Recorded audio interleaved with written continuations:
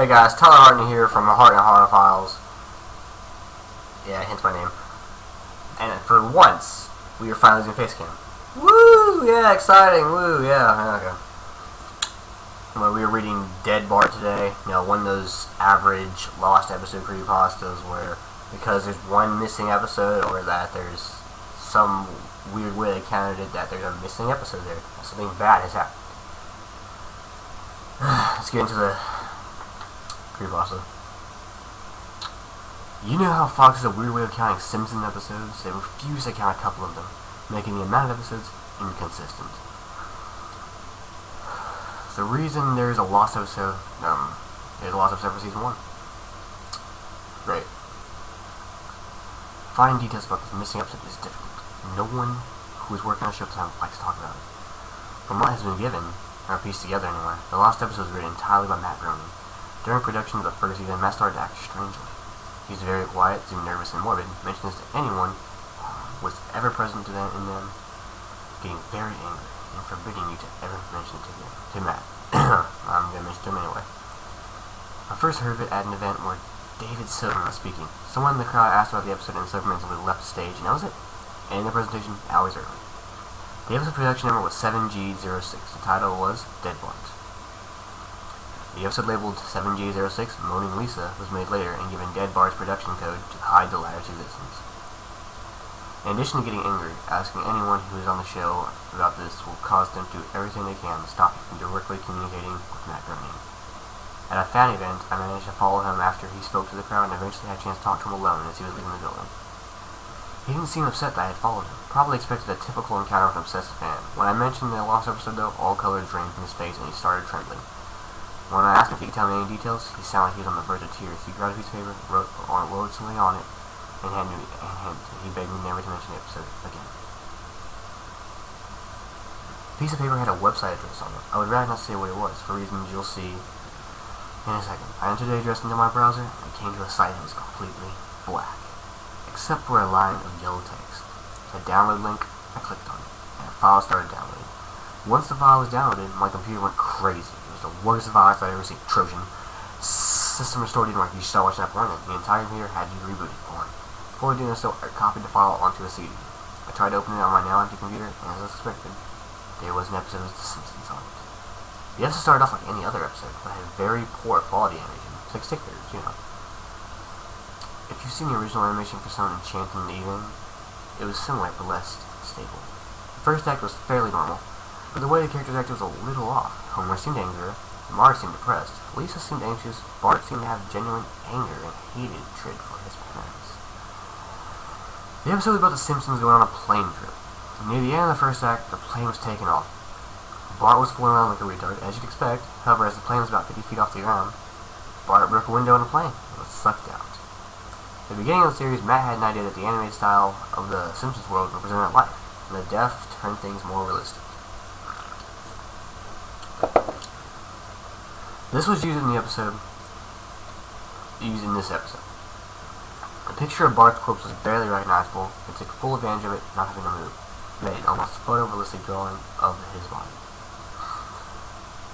Act 1 ended with a shot of Bart's corpse. When Act 2 started, Homer, Marge, and Lisa were sitting at their table crying. The crying went on and on. It got more pained and sounded more realistic. Realistic crying, lovely. Better acting than you would think possible. The animation started to decay even more as they cried, and you could hear murmuring in the background. The characters would barely be made out. They were stretching and blurring, and they looked like deformed shadows of random bright colors thrown on them. There were faces looking in the window, flashing in and out, so you were never sure what they looked like. This crying went on for all of Act 2. That's lovely. That was like 10 minutes of crying right there. Act 3 opened with the title card saying 1 year had passed. Homer, Marge, and Lisa were skeletally thin, and were still sitting at the table. There were no sign of Maggie or the pets, though. They decided to get to visit Bart's grave. Springfield was completely deserted, and as they walked into the cemetery, the house became more and more decrepit. They all looked abandoned.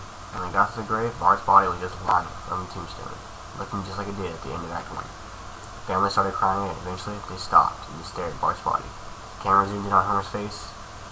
According to the summaries, Homer tells a joke at this part, but it isn't audible in the version I saw. You can't tell what Homer is saying. The view zoomed out as the episode came to a close. The tombstones in the background had the names of every Simpsons guest star in them. Some that no one had heard of in 1989. Some that hadn't been shown yet. All of them had death dates on them. But guess who died since like Michael Jackson and George Harrison? Their dates were when they would die. The credits was completely silent and seemed handwritten. The final image was the Simpson family on their couch, like in the intros, but all drawn in hyper-realistic, lifeless style of Bart's corpse. Oh, it's hyper-realistic again. Hyper-realism. A thought occurred to me after seeing the episode for the first time. You could try to use the tombstone to predict the death of living Simpsons guest stars, but there's something odd about most of the ones who haven't died yet. All of their deaths are listed as the same date.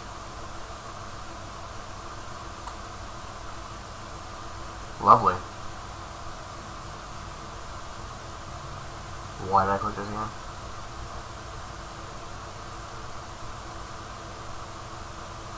This is the video, but it didn't want to play. Trying to get to play.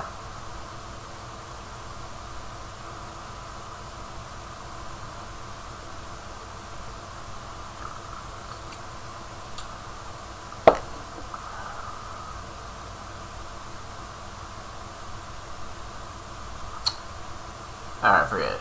Obviously it does not want to play. So that was Dead Bart. It wasn't a pretty good creepypasta. I mean, it makes sense if you know, just how they count their episodes. It's like, oh maybe it's a banned episode. As soon as that happened, and it actually starts, but it's really slow, so we're not gonna play it. You know.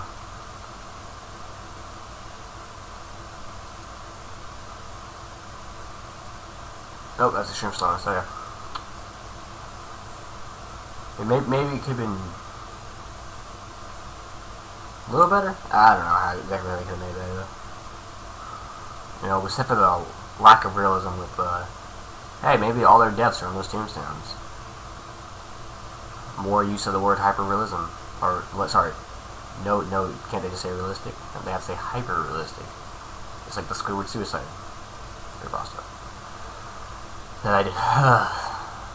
Lovely. Alright, we'll probably do a game too sometime today. It's like, nah, I forgot what it's called. Like, it's a Unity game, that's all you need to know. All you need to know.